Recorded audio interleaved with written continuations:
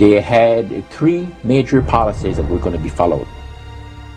First, Lucifer says, we have to make sure that people, humans, get to believe that Satan and his angels do not really exist. You know, Roger, that's interesting because a recent research study report that I read indicated that in a national survey, I believe it's over 75% of people do not really believe in a real tangible devil. But there is one. Oh, yeah. The next thing, the three parts policy that they had adopted there, the second one was to find a way of being able to get total control of people's minds. And that would be done by taking hypnotism out of the realm of the occult and introduce it as a new science for the benefit of mankind. They felt that by taking hypnotism out of the realm of the occult and introducing it as a new science for the benefit of mankind, they could then use people of great renown, educators, people of capacity, that would do great things, such as supposedly regress people in time to former lives that they had.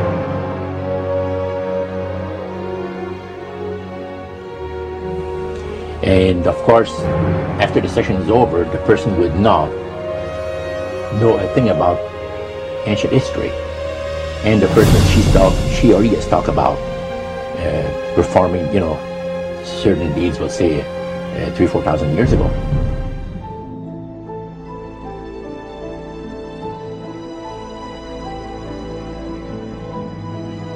But this was their strategy. Now, what this would do for the thing is this, that it would create in the minds of the general public, solidly set in the mind of the general public, an unwavering trust in that great deception. So now this would be a way of de-Christianizing the Western world through the avenue of mysticism. The three things were, number one, that they did not want Satan did not want the human family to think that he or his angels existed. Right. The second point that you made had to do with taking control of people's minds. That's right. The third point was what? Was to destroy the Bible without burning it. Okay. See? And what was his strategy on that? On that, it was very interesting. Because after the Great General Council, it was decided that Satan would tutor Charles Darwin personally in setting up the principles of his theories of evolution. He was tutored by Lucifer himself, fallen Lucifer. And at that time, it was understood, Satan and his spirit counselors understood, that if a person was led to believe in the theory of evolution, it would, in his life, destroy completely the creation week of the Bible, the fall of man, and plan of redemption. It would do away with it. Anyone that teaches a theory of evolution is considered to be a minister of a great religious system. And he said that every teacher of that theory is recognized by the spirits as a person of great value and receives a very special unction from Satan himself, giving great power to induce spiritual blindness, to convince and convert. Three capacities.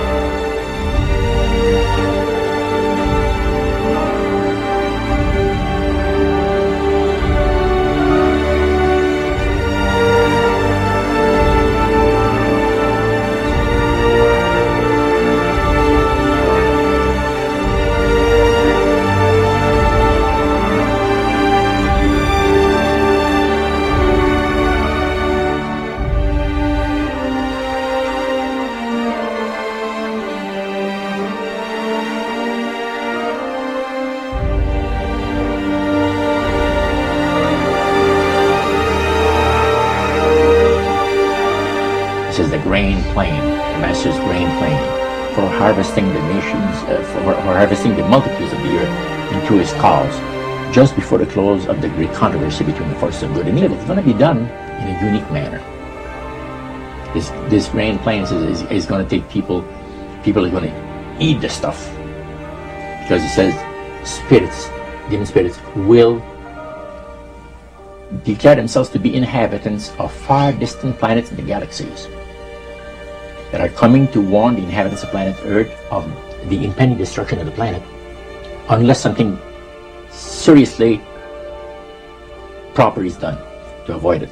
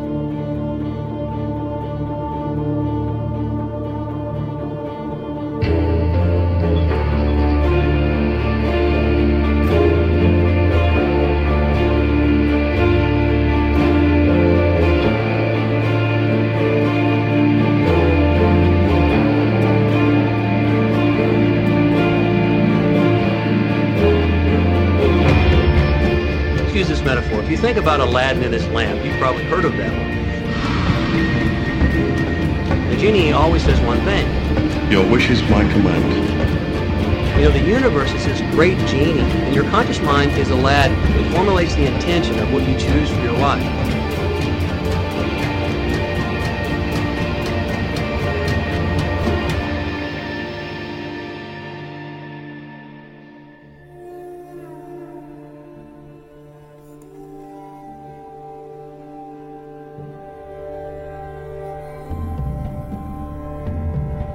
At the very heart and core of all these secret societies lurks the Kabbalah. It is a method of encoding information through a system of mathematics and numbers. These people that belong to the secret societies never dared to write down in any language what they knew, what it was that they were guarding, because then someone could steal it and then the secret would be out. So they took this knowledge and they made it occult through a system of encoding, encryption, one of which is mathematics, numbers. Another is architecture. Everybody wonder, why do they have a fraternal organization called the Freemasons? Aren't those the guys that build walls? You bet they do. But every wall they build contains the secrets that have been kept and maintained throughout the ages, and it's encoded in the architecture and in the measurements of the buildings and in the mathematical formulas used to derive the geometry, the shape, the length and breadth and height of rooms. It's all encoded there.